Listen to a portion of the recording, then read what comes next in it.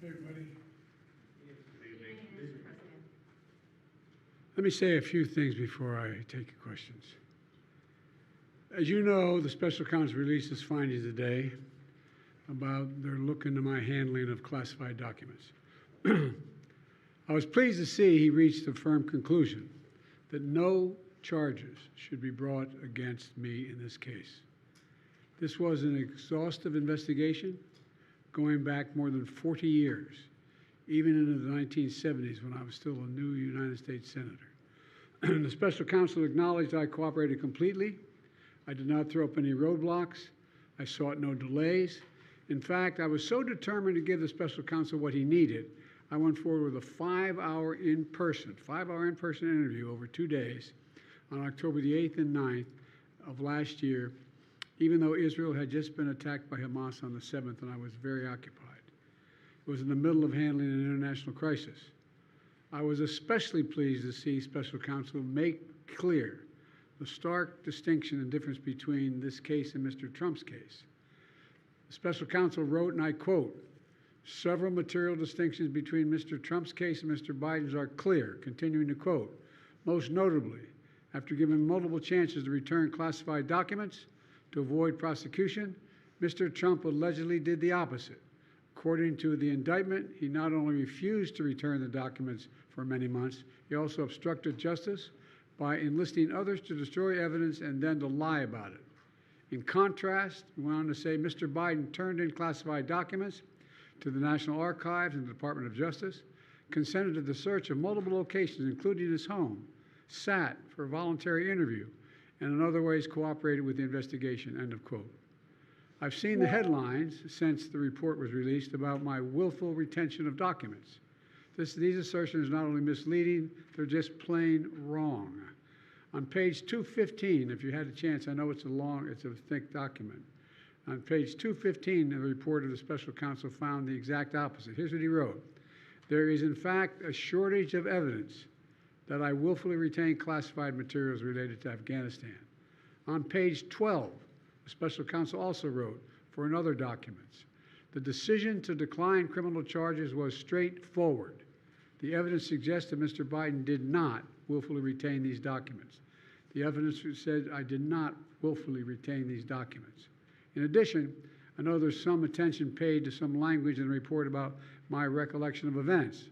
There's even reference that I don't remember when my son died. How in the hell dare he raise that? Frankly, when I was asked the question, I thought to myself, it wasn't any of their damn business. Let me tell you something. Some of you have commented. I wear, since the day he died, every single day, the rosary he got from Our Lady of... Every Memorial Day, we hold a service remembering him, attended by friends and family and the people who loved him. I don't need anyone to remind me when he passed away or if he passed away. Simple truth is I sat for a 5-hour interview over 2 days of events going back 40 years. At the same time I was managing an international crisis, their task was to make a decision about whether to move forward with charges in this case. That was their decision to make. That's the counsel's decision to make. That's his job. And they decided not to move forward. For any extraneous commentary, they don't know what they're talking about. It has no place in this report. The bottom line is the matter is now closed. I'm going to continue what I've always focused on, my job of being President of the United States of America. Now, thank you, and I'll take some questions. President Biden, something the Special Counsel said in his report is that one of the reasons you were not charged is because, in his description, you are a well-meaning elderly man with a poor memory. I'm well-meaning, and I'm an elderly man, and I know what the hell I'm doing. I've been president. I put this country back on its feet. I don't need his recommendation. It's totally How bad is your memory, and can you continue as president? My memory is so bad I let you speak.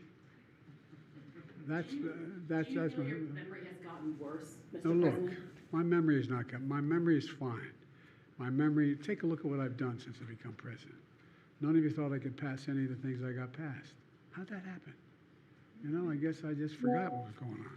Mr. President, If voters have concerns about your age, how are you going to assuage them? And do you fear that this report is only going to fuel further concerns about your age? Only by some of you.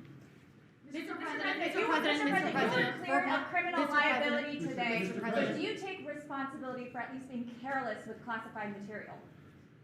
I take responsibility for not having seen exactly what my staff was doing. It goes in and points out things that appeared in my garage, things that came out of my home, things that were moved not by me, but my staff.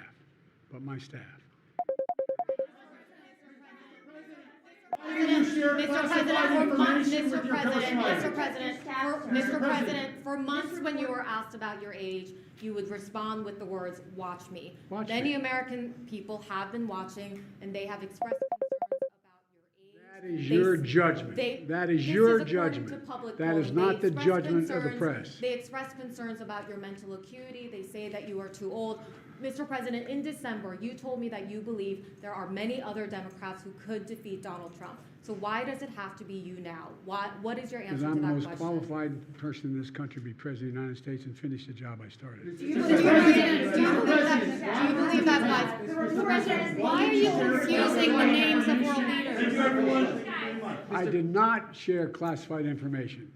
I did not share it. With your ghostwriter. With my ghostwriter, I did not. Guarantee you did not. But the special counsel said- Well, no, he did not say that. He did not say that. Mr. President. Well, let me answer your question. The fact of the matter is, what I didn't want repeated, I didn't want him to know, and I didn't read it to him, was I had written a long memorandum to President Obama why we should not be in Afghanistan. And I was multiple pages. And so what I was referring to, I said classified. I should have said should be private because it was a contact between the president and the vice president as to what was going on. That's what he was referring to. It was not classified information in that document. That was not classified.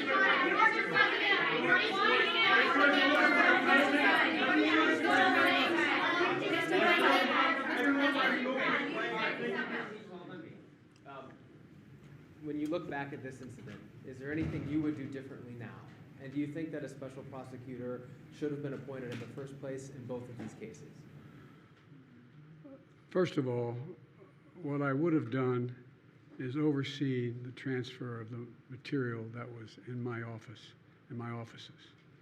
I should have done that. If I go back, I didn't have the responsibility to that. That was my staff was supposed to do that, and they referenced that in the report.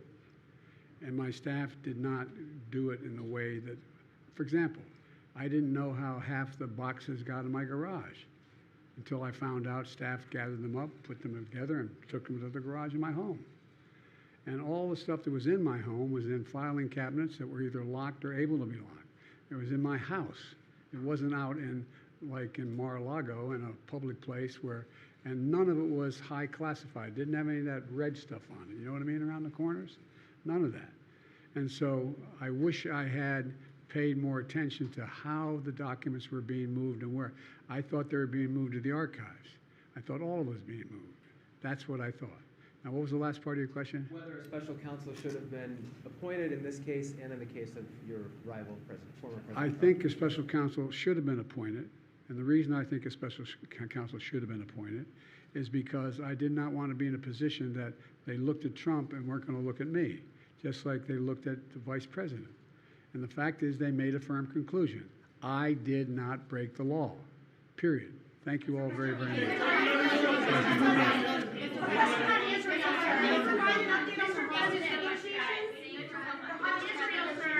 Netanyahu says that he has ordered the IDF.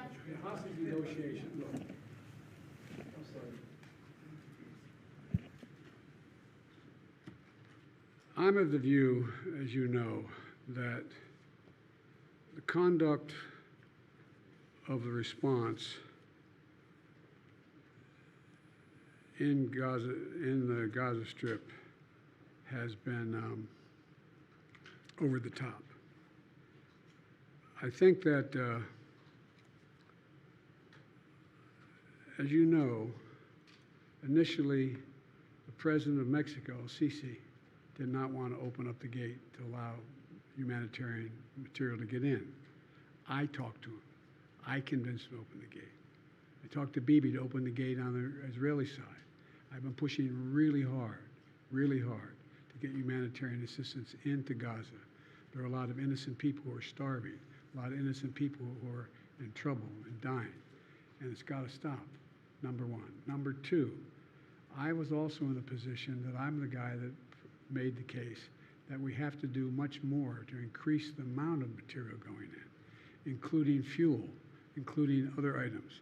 I've been on the phone with the Qataris, I've been on the phone with the Egyptians, I've been on the phone with the Saudis to get as much aid as we possibly can into Gaza. There are innocent people, innocent women and children who are also in badly in need of help. And so that's what we're pushing. And I'm pushing very hard now to deal with this hostage ceasefire because, I've been working tirelessly in this deal. How can I say this without revealing it? To lead to a sustained pause in the fighting, in the actions taking place in the Gaza Strip. And because I think if we could get the delay for that, the initial delay, I think that we would be able to extend that so that we could increase the prospect that this fighting in Gaza changes. There's also negotiations. You may recall, in the very beginning, right before Hamas attacked, I was in contact with the Saudis and others to work out a deal where they would recognize Israel's right to exist, make them part of the Middle East, recognize them fully in return for certain things that the United States would commit to do. And the commitment that we were proposing to do related to two items. I'm not going to go in detail, but one of them was to deal with the protection against their arch enemy to the northwest, northeast, I should say. The second one, by providing ammunition and material for them to defend themselves. Coincidentally, that's the time frame when this broke out. I have no proof what I'm about to say, but it's not unreasonable to suspect that the Hamas understood what was about to take place and wanted to break it up before it happened. Mr.